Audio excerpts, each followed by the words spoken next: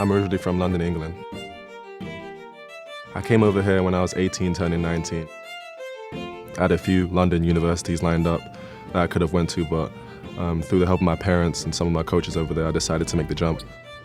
I was lucky enough to be recruited by the University of Iowa and Fred McCaffrey. There was definitely a transition from London to the Midwest. Just being away from home for such a long time, realizing that you can only go home for 3 or 4 weeks out of a whole year. You're not going to see your friends or family. It was tough. I still speak to them a lot, every few days, on Skype or FaceTime. When I first came here, I was very bad, to be honest. Knowing I hadn't been playing for many years, they just really took their time with me, helped me understand the game at a different level. So all the success I'm having this year and hopefully in the future, it all comes down to them and my teammates. He's become a much more dominant player. He's always been very good.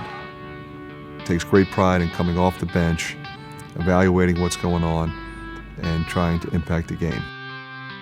I've been very proud of how he's continued to work and continue to get better. Now screen, don't get through. That's it, that's it, good. Go. Obviously, the first year, it all came at him kind of quick. And every year he's gotten better and better. He watches every college game, every NBA game to try and learn from other players, NBA players. He's just a great student of the game. We already had a trip kind of planned where we were going to go to France and Spain, and just decided that if we're going to go to Europe, we're going to go to London, and we're going to take him home.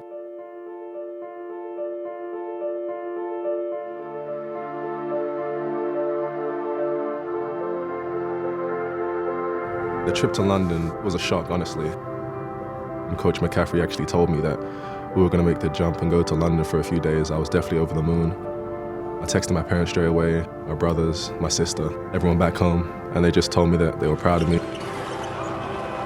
He played so well, and he was so thrilled after the game, and he thanked me for thinking of him when we put that trip together. Everyone I knew was there, from my time growing up, when I first started playing, to right now, all my coaches. I'm forever grateful for the fact that my whole family got to see me play.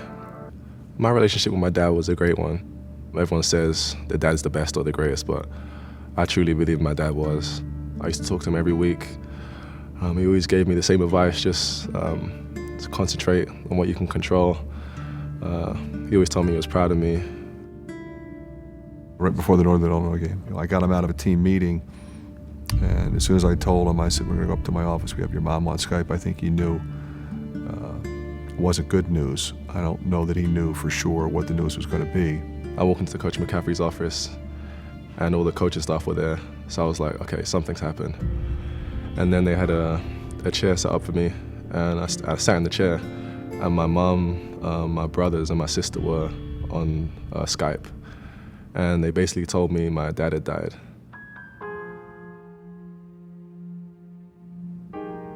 I was in complete shock.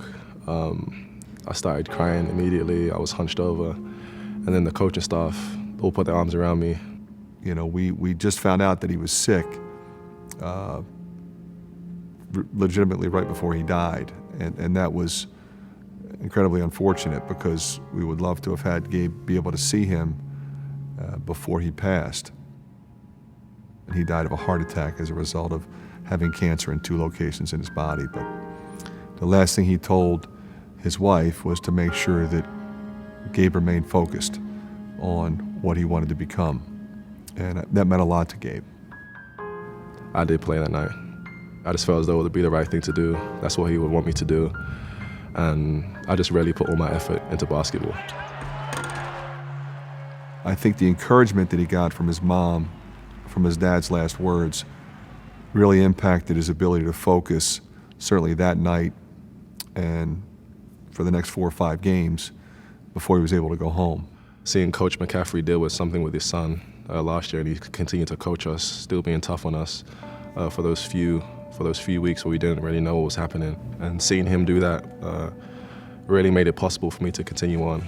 And the T-shirts worn are for Patrick McCaffrey. It was learned last week that Patrick has a tumor on his thyroid gland. We all have personal issues that we're going through in life, whether it be sickness or death. You know, it's part of life, and we all handle it and grieve in different ways. You know, my pain was no different than anyone else's pain whose son has cancer.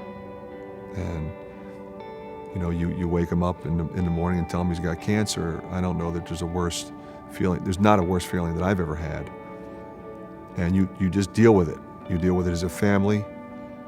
We dealt with it as a program. And then we dealt with the public nature of it.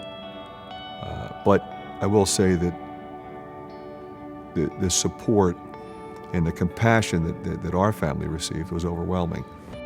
And I feel the same way about Gabe and what he went through. And I know it helped me, and I know it helped him. There's still times during practice where you might catch me like zoned out or just faded into the distance, like not really thinking about anything, because I'm thinking about him. So it's tough, but I feel as though basketball, my teammates have definitely helped me these past few months.